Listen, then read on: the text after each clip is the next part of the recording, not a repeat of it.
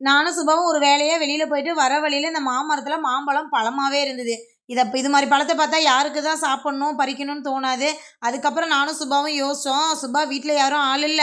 நம்ம 2 பேரும் அறுத்து எடுத்துட்டு ஓடிருவோமான்ட்டு. மாட்டிக்கிட்டோம்னா கட்டி வச்சு தோல உரிச்சுருவாங்களே! இருந்தாலும் ஒரு வார்த்தை கேட்டு பார்ப்போம். குடுத்தா பார்ப்போம், குடுக்கலன்னா ஆட்டைய போட்டுட்டு போயிரலான்னு நெனச்சோம்.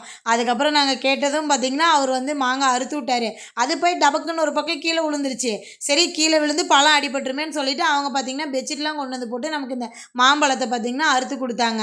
அதுவும் அணில்லாம் கொத்தி மாம்பழம் பார்த்தீங்கன்னா, சூப்பரா இருந்துச்சு. அதுக்கப்புறம் என்ன அறுத்த மாம்பழத்த அங்கேருந்து மூட்டை கட்டிட்டு வீட்டுக்கு வந்துட்டோம்.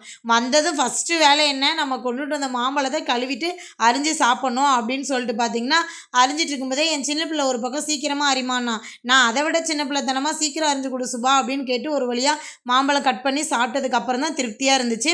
உங்கள எத்தனை பேருக்கு மாம்பழம் பிடிக்கும்னு கமெண்ட் பண்ணுங்க. இந்த வீடியோ பிடிச்சிருந்தா நம்மளோட சேனலை சப்ஸ்கிரைப் பண்ணி வச்சுக்கோங்க. Okay bye.